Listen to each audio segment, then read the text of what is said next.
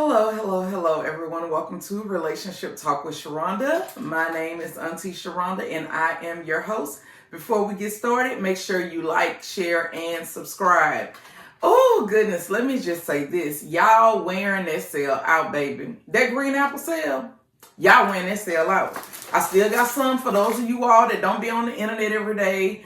Those of you all who getting paid later in the week and all this kind of stuff, we have the Sloppy Toppy Gummies and we have the Green Apple BJ Blast. Both products, excuse me, my face itching. Both products are green apple, okay?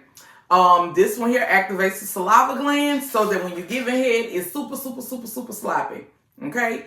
Each gummy is going to last about 10 minutes in your mouth. It's 3 gummies in the pack, okay? When you get this pack, do not dump the whole pack in your mouth. I'm going to say it again. Do not dump the whole pack in your mouth. You're only going to put a little bit in your mouth. You want this shit to be sexy. You don't want it to look like you're having a moment or something like that, okay? Because your mouth going to already be sloppy from this, okay? Your mouth going to already be wet from this. So you're going to take a little bit of these, just a shake, put it on your tongue. As you're pulling him in and out your mouth, these candies are going to pop all over that main vein and stimulate him. So he's getting stimulated from the wet sloppiness and he's getting stimulated from the candies popping all over the shaft. Both of these together are $20 on my website. The website is listed down below. So we're going to get into the meat of this video today, okay? And I had the lube shooter out. I'll talk about the lube shooters another day. I don't necessarily know why I pulled it out. I can't really remember. But I got a whole bunch of them. But this is what a lube shooter looks like. We're not going to get into it. I'm just going to sit it to the side. Excuse me. Let's get into the meat of this video. Okay? Attraction versus connection. That's what we're going to be talking about.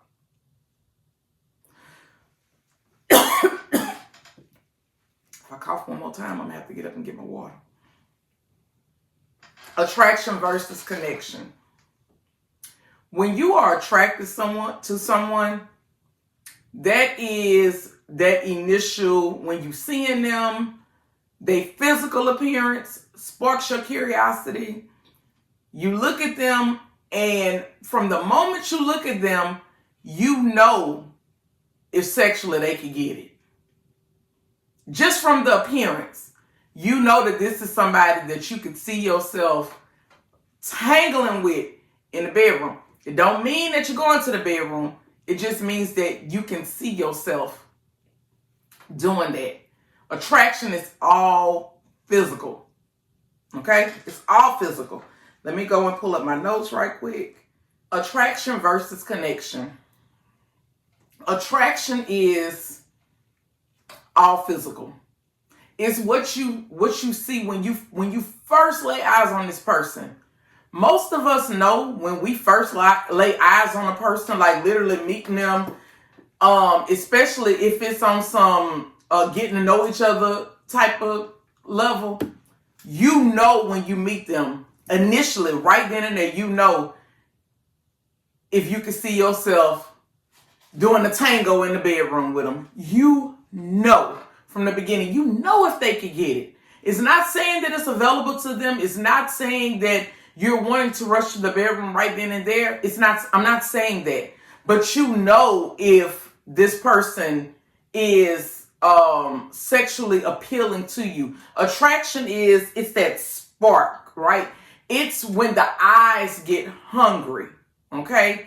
It's all physical, wanting to touch the skin, the craving, the passion. That's all attraction is.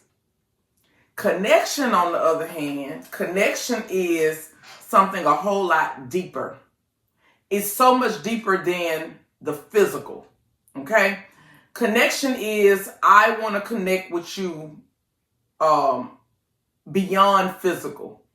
I want to know what's on your mind. I want to know your hopes, your dreams, desires. I want our souls to connect. I want our spirits to connect. I'm trying to get into a deep place with you. And it has nothing to do with physical, okay? What I'm learning more and more is a lot of you get in relationships with people that you are not only not attracted to, but you have no connection with. For whatever reason, this arrangement is beneficial to you, but you're not wholeheartedly invested in it, which leads to all types of things going on in the relationships. And it breeds other issues that could come about. Let's see, this is not the story that I want to pull up. And in no way am I saying that,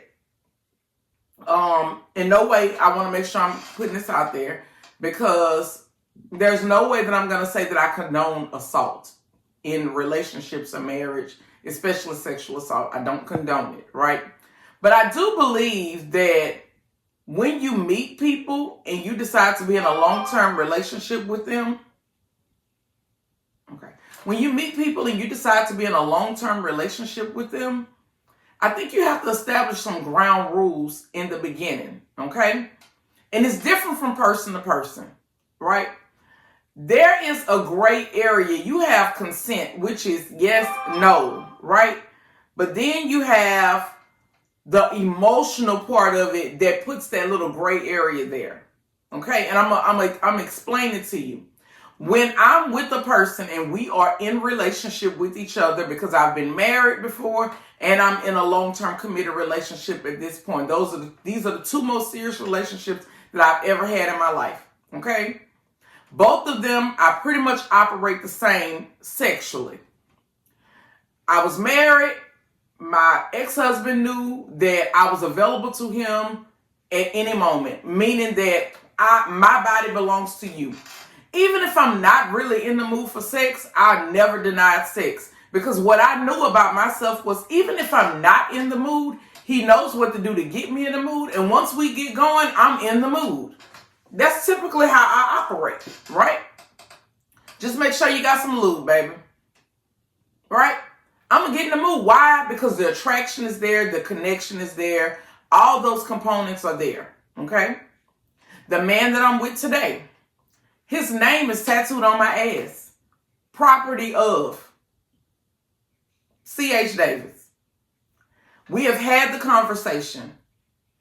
I'm available to you. Whenever you want to get it, it's yours to get it. This ain't no, we got to sign names on the dotted lines and consent and enthusiastic yes, because sometimes I could be sleeping. Guess what? He lubed up and sliding in. And I ain't woke up and said, he ain't woke me up and say, Sharonda, is it okay if me and you are intimate this morning and I penetrate you?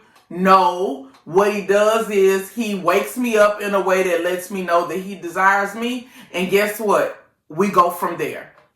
It's understood. We have already given each other consent. So we don't have to give each other consent every single time we are intimate with one another. That's the way we operate. For me, that leaves no room for a misunderstanding, right? There's no gray area with that. It's, we're available to each other. My body belongs to you. Your body belongs to me. That's how we operate. Some people have relationship dynamics where every time they have sex, they want to say yes. Meaning, a man will come and be like, baby, can we do this today? And she'll be like, yes, I don't know. I ain't in the mood. It's been a long day. No. Some people want to do that. That ain't how I operate. To me, that is just, and I'm not knocking it. It's just, for me, that takes all of everything away from it. Right? So I'm going to read this to you. I need some opinions. I'd like to state, in no way am I calling my husband the R word or saying that he sexually assaulted me. But I do feel like he muddied the lines on consent, and I need to know if my feelings are valid. One thing about feelings, your feelings are going to always be valid because you feel how you feel. When something goes on, you feel how you feel. So your feelings are going to always be valid to you. But if you're looking for somebody to say yes and amen, then let's see, right? Thursday morning, we did the deed. He didn't finish because he had a migraine. All good, not an issue. So basically, in the middle of them being intimate, her husband ended up getting a migraine, so they decided to stop. which is fine. Then throughout the day, he made comments about me finishing him off. I didn't outright say no, but I also didn't engage in the thought of it either. In other words, he basically was like, yeah, we got to finish what we started. And she didn't give an enthusiastic yes, but she didn't say no either, but she didn't entertain it either. She just kind of left it out there, right? Come to bed Thursday, and he wanted to finish what he had started. I said, no, I'm okay. He got shitty with me. And he said some nasty things. So I said, well, go ahead then. And he did, and we did the deed.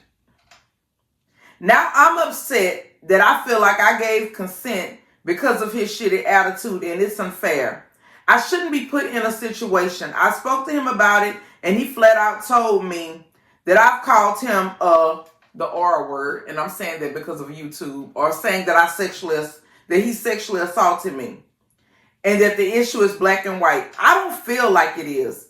I could have flat out said no, but I didn't. But I still feel like he muddied the lines with his nasty attitude. So my question is consent black and white? Am I wrong for feeling upset with him? I know this might open a can of worms, but I can't help but feel the way that I do. All I want is an apology from him and an acceptance that his behavior was not right. Nothing more. All right, so let's talk about it. Married couple. It looks like this is a wife that wants to be able to give consent every time, right? If that is your dynamic, then consent is black and white. However, he didn't sexually assault you because you told him yes.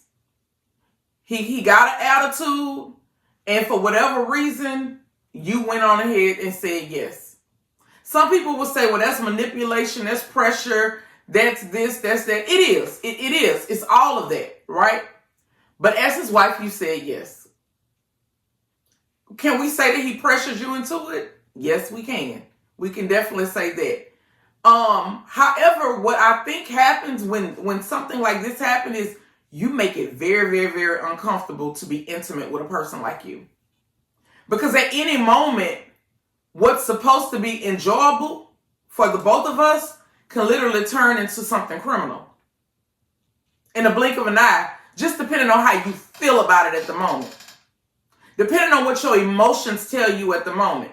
And my thing is, when it comes down to something serious like this, when it comes down to something as serious as sexual assault, this is not something that you want to be in limbo with in your relationship. Because what happens is, before I touch you, I've already become very uncomfortable because now I have to rely on what your emotions say. If you in the mood. And let me say this, because I have found when you really into, that's why I talk about attraction and connection. When you attracted to the person you with and you connected with the person that you with, typically you don't have these issues. You just don't. Normally when you have these issues to where it's always no and I don't know, and normally there are other underlying issues and the connection is not there. Sometimes physically you don't look the same anymore and the attraction is not there. So it brings on this whole I'm not desiring to be intimate with you and I'm saying no, and then for whatever reason shit go left and now what's supposed to be our marital relationship then turned into something criminal, right? And when you have a situation to where you in limbo about something like this will breed the ground for a person to not want to come to you for sex. And what ends up happening is they go get those needs and desires met somewhere else, and then they get blamed as the villain in the relationship because they stepped out and went and got something somewhere else because you was making it kind of difficult on this end. And those are the conversations that we don't want to have. And my thing is, I ain't never been a person that's pro man or pro woman. I've always been pro right and pro wrong, right? And I don't believe that everybody that's in relationships should be in relationships. I don't. I don't think everybody's emotionally and mentally mature enough for relationships, let alone marriage. Marriage is for grown people. Marriage is for people who know how to think and compromise. It's not for spoiled, selfish people who only want to put themselves above everything. If I ever had to look at the person that I'm with and I saw them as a villain or a predator or someone that will mistreat me or make me feel unsafe, I don't need to be with them. And I don't care if I'm married to you or not, I don't need to be with you. Because I don't ever want to look at somebody that's supposed to love me through those type of lenses. I don't ever want to look at you like that. Right? So, with that being said, I think that I would recommend for this couple to get in some therapy. And I would recommend for them to create some ground rules for their bedroom. Right? Create some ground rules for your bedroom. So that no one ends up getting into trouble criminally over how you feel emotionally or a misunderstanding. All right? So, make sure you take advantage of my sale. I just got a phone call. My side piece, full body massage, will be coming out very, very soon. So, I'm looking forward to all of that. We got a lot going on this summer, y'all. Make sure you like, share, and subscribe. Be blessed.